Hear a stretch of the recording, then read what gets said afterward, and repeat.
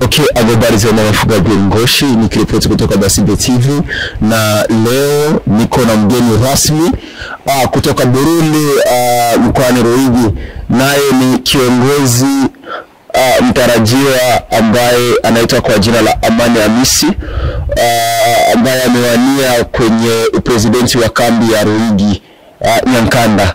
Sijui anaweza kuwasalimu watu kwa kujipresent kidogo, mara mimi namfahamu kwa jina la Amani Hamisi, labda kuna jina lingine watu wa Nyankanda wanamfahamu. Karibu baba.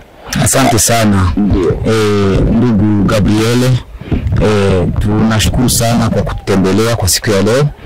Basi acha nitoe salamu za heshima kwa wakimbizi wote wa kambi ya Nyankanda na wale ambao wanaotufuata kwa TV yetu ya Basibe. Asante sana. Kwa majina naitwa Hamisi Amani. Najua ni majina ambayo yanajulikana kwa sababu tuliwahi kuongoza kambi hii ya Nyankanda. Asante sana. Okay, nadhani nimemsikia kwamba kwa majina naitwa Hamisi Amani. Ndio.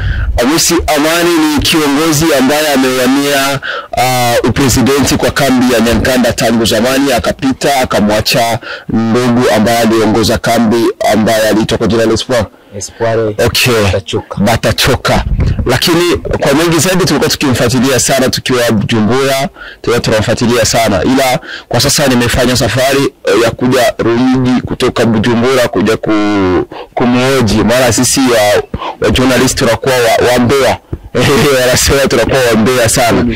Ila tuingie kwenye mada ambayo imefanya sisi tuje tukutafute. Nimeanzia Kavumu na nimekuja hapa Ruyigi kwa kambi ya Radio ya Nyankanda, ambayo tumesikia kwamba umejitoza tena kwenye kiti cha presidenti. Ndio. Na umepewa namba 5. Yani kabisa. Vidole 5 alipewa Amani. Ndio namba kabisa. Okay. Namba 5. Tuseme kwa sababu kambi uliacha tangu mwaka 2013. Hapana, ilikuwa 2019. Okay. Aliacha kambi mwaka 2019, yani 2019. Na mpaka sasa ulikaa nje ya uongozi wa kambi. Je, uliona namna gani uongozi ulivyotembea na leo umekuta kambi kwa namna gani, ili watu wajue kwamba utakuja kurekebisha palipoharibika? Asante sana. Nadhani tulianza uongozi tangu mwaka wa 2019 na tukaacha kambi tangu mwaka wa 2011. Nadhani kiukweli watu wa Nyankanda wote nadhani ni mashahidi kwa kazi ambayo tuliifanya. Tulitumika mchana, tulitumika usiku. Tuende kwenye swali ambalo limefanya sisi mpaka sasa tujiulize maswali kuhusu ulipoondoka kwenye utawala wa kambi hapa Ruyigi, na ukajikuta kwamba umeacha uongozi katika mikono ya Espoir, na leo umerudi tena. Umeacha kambi mwaka wa 2021. Ile ni kweli. 2021. Sawa, tangu uliongoza 2019. Ndio. Ukaingia mpaka 2021 ukaacha uongozi kwa mikono ya Espoir. Ile ni kweli. Leo hii umerudi tena. Je, kuna kitu gani umeona ambacho hakikuenda sawa, wala kitu ambacho kimeenda sawa ambacho wewe kama vile kiongozi tena, kwa sababu hii kambi wanakufahamu sana na watu waliona jinsi gani ulivyotumika mwaka 2021 na wanajua kwamba tena ukirudi utatumika vile jinsi ulivyotumika tangu mwanzo. Je, kuna kitu uliona kimeharibika ili uje kukikosoa, wala uliona kinaendelea ili uje uongeze? Asante sana papa journaliste. Nadhani kwa swali hilo kambi yote inajua. Ndio. Mambo mengi ambayo yameharibika sana. Tangu nilipo acha madaraka mwaka wa 2021, kulikuwa transition ambayo imeongozwa na komite sage na ndugu Papa Dalto. Alifanya muda wa mwaka wote. Alafu kukaja wengine utawala wa muhula wa miaka 2 wa Mbizi Espoir. Nadhani kuna mambo mengi ambayo wakimbizi wa Nyankanda wanayaona kama yameharibika sana.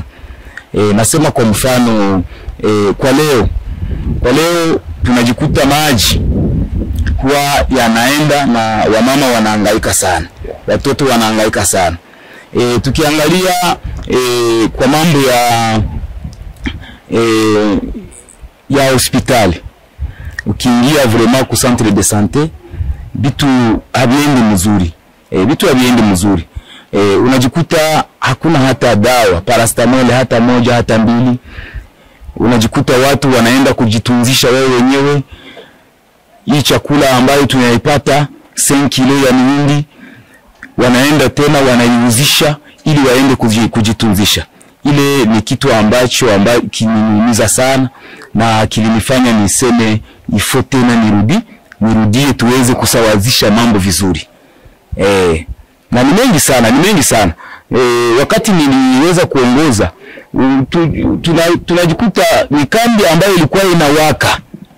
Kambi ilikuwa inawaka kwa sababu tulikuwa tunajiretrouver kuko maplaque solaire zenye zinaleta mwangaza kwa kambi. Lakini tangu tulipotoka yale yote yameharibika, yameibiwa, na ile vraiment ni kitu ya mshangao sana. Na ilitufanya turudie ili tuweze kusawazisha mambo vizuri kabisa.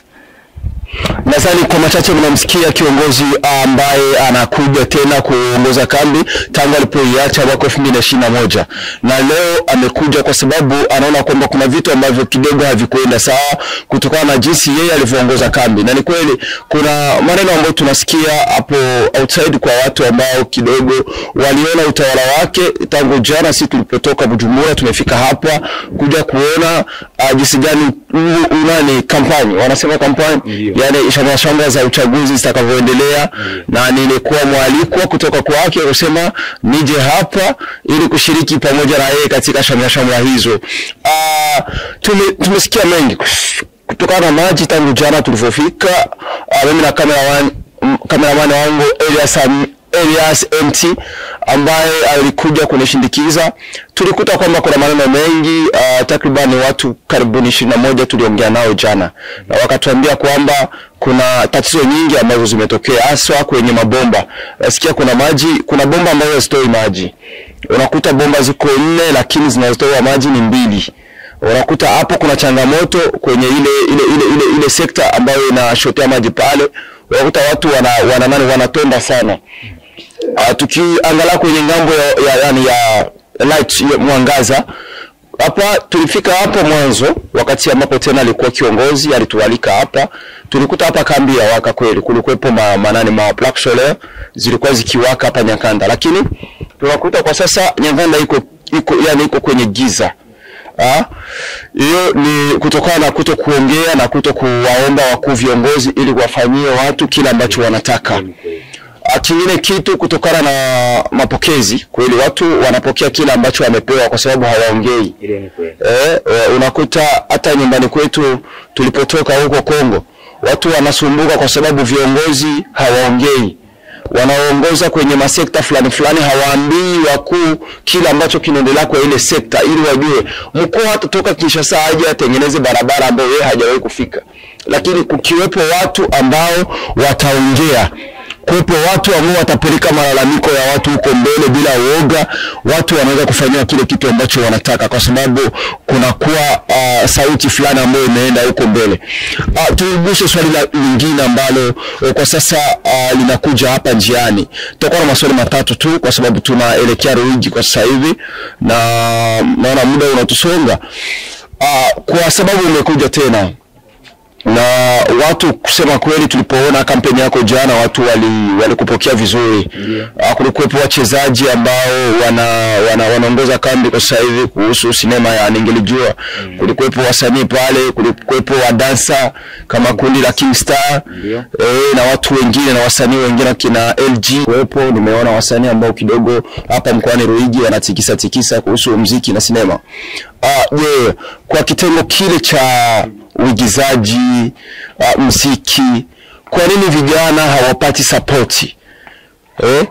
vijana hawapati support, na tumejaribu kuongea na baadhi ya wasanii ambao kutokana na kazi wanazozifanya wanasema eti kazi zao haziendi mbele, zinabaki hapa. Viongozi wanaoongoza kambi ya Ruyigi hawataki kuwa support ili nao wasonge mbele, watangaze kazi zao kupitia vipaji ambavyo wako navyo, kwani kitu bado haujakiwaza ili kesho nao wakijisikia kwamba tumemfanyia kiongozi kampeni na amepita. Lakini sisi kama vile wasanii hakuna project yoyote inavyokuja, kama vile kuanunulia vyombo. Kuna project hapa zinatolewa pesa, kama vile Prodesi, World Division wanatoa pesa, Rete wanatoa pesa kwa ajili ya kuendelesha watu, kwani wao kile kitengo hakina hata studio, hakina hata sehemu wanaweza kuwa wanatoa music au wanaweza kuwa wanatoa video. Hivyo vitengo unakuta wanafanya vitu vya kwenye simu, kwani hicho kitu bado haujakiwaza. Nashukuru sana kwa swali hilo. Acha ni kuambie kama hiyo ambayo umesema ni kitu ambacho kiko mu plan d'action. Ni kitu kenye kiko mu plan d'action yenyewe ilinifanya réellement niweze kupostuler pour la seconde fois. Na nadhani watu wengi huwa wanadharau sana wanamuziki. Wanadharau sana watu ambao wanacheza filamu. Wanawaona kama ni watu ambao kiukweli hawana nidhamu, ni watu ambao hawajitambui. Ile huwa wanakosea sana. Huwa wanakosea sana kwa sababu muziki unalipa. Na muziki unafundisha jamii. Sinema, filamu inafundisha jamii. Na ukiangalia kwa nchi ambazo zimeendelea sana, Tanzania, Marekani, huwa wanatunza sana wanamuziki, wanatunza sana wacheza filamu, kwa sababu hao watu nao huwa wanaingiza kitu ndani ya kibwata cha nchi. Na ndio maana hiyo kitu kabisa ni kitu ambayo tutaitendea kazi pamoja na wanamuziki ambao wanatumika kwa kambi ya Nyankanda na wacheza filamu wote ambao wako kwenye hii kambi ya Nyankanda.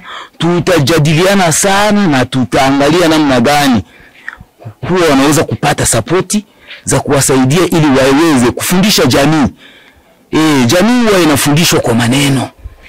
Na ile kabisa na waambia wasiogope sana, tuko pamoja nao. Okay, tukigusia kwa swali la vijana, hapo tumesikia kwamba kiongozi anasema kwamba watajitahidi, kwa sababu kweli kwa kambi zetu za Burundi hakuna kinachoendelea. Maana nikiangalia watu ambao vibe ya wasanii ambao wako Nyarugusu wanasukumwa na viongozi. Nikiangalia hapo kwa kambi ya Uganda, nikiangalia kambi ya Kenya, wasanii wanaendelea kweli. Na kuna watu tunachati nao wanajaribu kunambia, je, vipi, mbona tunaona kule kazi haziendi nini? Lakini tunajaribu kujitolea ili kuangalia jinsi gani ya kuwasukuma mbele, kwa sababu tunajikuta kwamba kweli tulipotoka sisi pale Kongo tuliacha naandikisho jina kuhusiana na sanaa. Okay, tugusie swala la afya hapa kwetu TPO. Je, kuna kitu unaweza kuambia waganga pale au kuambia watu wakitegemea kizuri kutoka kwako? Ile naweza sema matumaini hapo. Na tumeshaanza tena kutetea.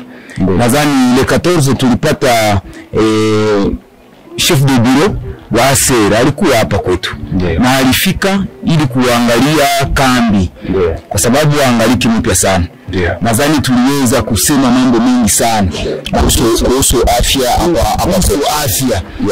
Tuliongea namna gani tunateseka, ile chakula jinsi tunaiuzisha porque tuende kujitunzisha, tunajikuta kweli tunateseka mateso mengi sana. Okay. Na kwa ile baba journalist ni kusema hivi.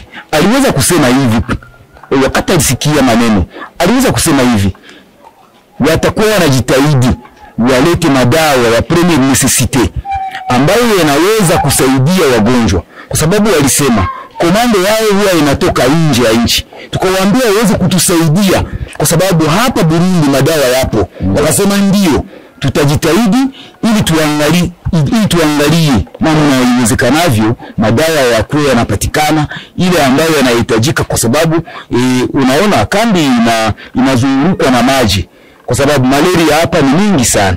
Na akasema ile kabisa wataenda kufanya itidi ili waweze kusaidia wakimbizi. Okay, tuachane na swala la uko, tugusie swala la kidogo tu, dakika kidogo kama sekunde 40. Tugusie swala la wanaita WFP World Program food. Okay, World Program food. Okay, tugusie WFP ambao wanatupatia chakula hapa.